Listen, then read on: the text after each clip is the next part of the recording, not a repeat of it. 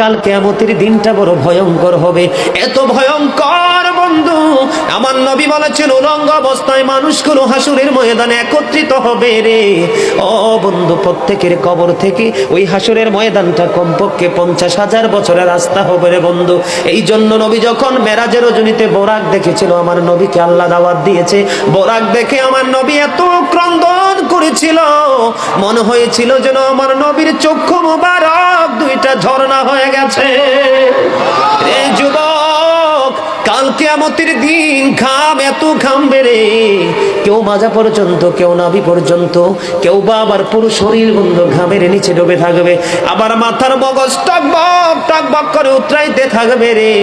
আল্লাহ বলেছেন লা ইয়ামুতু, people will not die that day, সেদিন মানুষ আর মরতে পারবে না। আল্লাহ বলেছেন ফিহা ওয়ালা ইয়াহইয়া, people will not be able to live that day, মানুষ সেদিন বাঁচতেও পারবে না।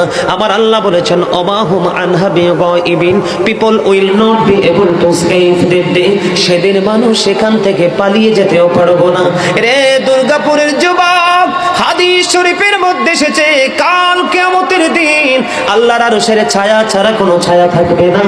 ওই কাল কিয়ামতের দিন এই দুর্গাপুরের যুবকগুলো চাইয়া দেখেন চাতক পাখির মতো বসে আছে। আমার কাছে এত সুন্দর লাগে রে যুবক, আমার হৃদয়টা ঠান্ডা হয়ে গেছে, কলিজা ছুঁয়ে গেছে তোমাদের উপস্থিতি এবং মনোযোগ। আল্লাহ রাব্বুল আলামিন হাদিস শরীফের মধ্যে এসেছে কাল কিয়ামতের দিন আর 7 শ্রেণীর মানুষকে আল্লাহর আরশের ছায়ার নিচে জায়গা দিবে রে। এর মধ্যে বিশাল একটা টিম থাকবে পৃথিবীর যুবকেরা। জোরে জোরে সুবহানাল্লাহ।